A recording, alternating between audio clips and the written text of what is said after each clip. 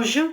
Mishko Paganon Queen Edition Cosmangdodem. Hi everybody, my name is Sandy Boucher and welcome back to Teaching Tuesday in this week's video. Once again, I am releasing this in podcast form first, and then I will release it in video form on my Facebook page, on LinkedIn, on YouTube on Tuesday as always.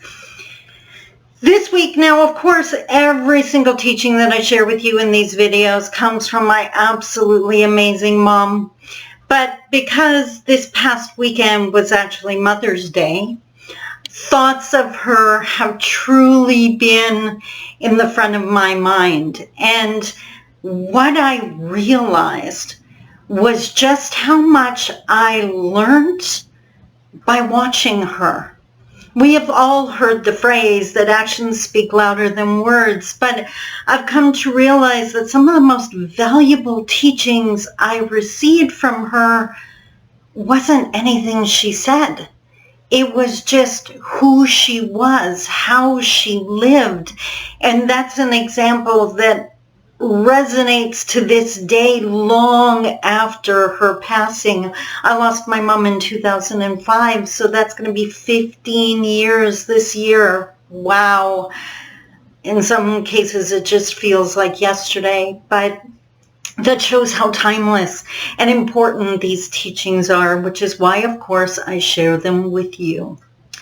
Now, the first thing that came to my mind when I really started reflecting on my mom was not only, and I've said it 100 times, that my mom was a master of empowerment. She knew just what to say to empower the people that she was speaking to, the people that she loved. But my mom, what I came to realize this weekend, was that my mom was a master of self-determination. My mom was a living, breathing example of confidence. And I never realized that before. And it's not because it wasn't arrogance. It's not that she was standing there thinking she's all that in a bag of chips. It's because she truly didn't care what other people thought of her. That she never did anything to impress someone else. She did things out of love. That was her huge driving force, but never to impress someone. So a perfect example of that is the fact, and if you watch some of my older videos, you would have heard me refer to this. My mom had a grade 4 education through a long story of circumstances. Her father didn't believe girls needed to be educated. My mom was born in 1927. It wasn't until years later that the truant officer showed up at the door and told my grandfather that the girls, because my mom had several sisters, that the girls had to go to school or they would be taken away. And I can just imagine how that would have freaked my grandmother out. So my mom was sent to kindergarten, except my mom was 14 years old. My mom rarely talked about her time in school. And anytime she did, this absolute look of pain would come over her face. And she always, when she mentioned it, there were only two things she would say. That she was taller than her teacher, and that she didn't fit in the desk. Imagine what that would be like. But she stuck it out. I don't think she had a lot of choice. She stuck it out until her 18th birthday, which meant she made it to grade 4.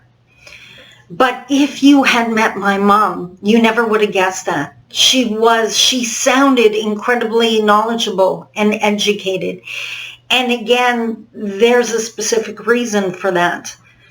My mom, when we were younger, was bound and determined. She loved helping us with our homework. She wanted to be part of our education, and she took great joy from watching us increase our knowledge. But my mom quickly realized that she was going to rapidly get to a stage where she wouldn't be able to help us because of her lack of education. I am positive that for a lot of reasons, my mom didn't consider formal education. For one, she had a full-time job being a wife and a partner and a mom, and she took that seriously. She never would have done anything to take away from that role. It was hugely important to her. Two, finances were an issue, raising, 3 kids on one salary. My dad working at the sawmill, that wouldn't have been an option. And I don't think Mom had a positive experience. Obviously, the thought of going back to school would not have been something she would be excited about. So what my mom did was she joined, now remember, this is quite a while ago, my mom joined book clubs. If you remember Columbia House, and there were some days, something, I can't remember what the name was. That's going to bother me. But she belonged to 4 different book clubs, and every single month the books from these book clubs would come in, and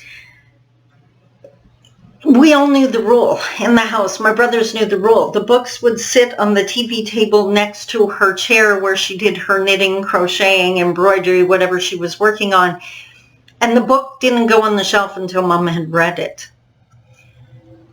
It wasn't until years after her passing that I realized I grew up in a house that the living room had floor-to-ceiling bookcases on 2 walls. It was a huge L of all the books that my mom had read. My mom didn't do it to impress anyone. She did it so she could be a great mom.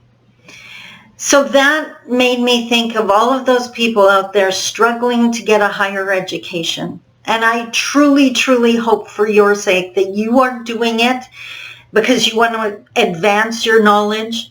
Maybe you want to use those new skills to help your community or the country as a whole.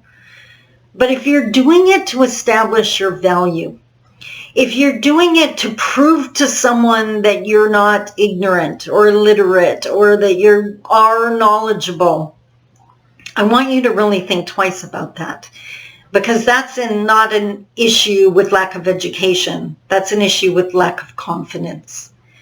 I would never say don't go to school if that's important to you, but do it for you, not to establish a value. My mom would be the first to tell you your value was handed to you on the day you were born.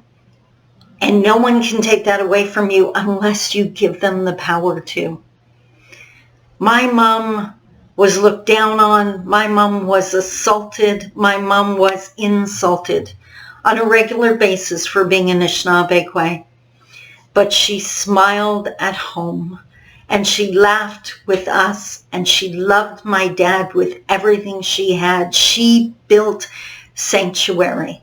And there she knew her value. She would go quiet when an outsider would say something in a store, but she left that opinion with them. She didn't let it get to her. She didn't let it diminish her confidence.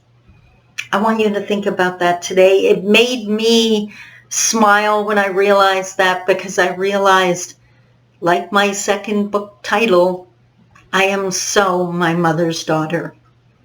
Until next week, I love you. Please take care of you. Please stay safe, and please stay home. I love you. Talk to you soon. Bye-bye.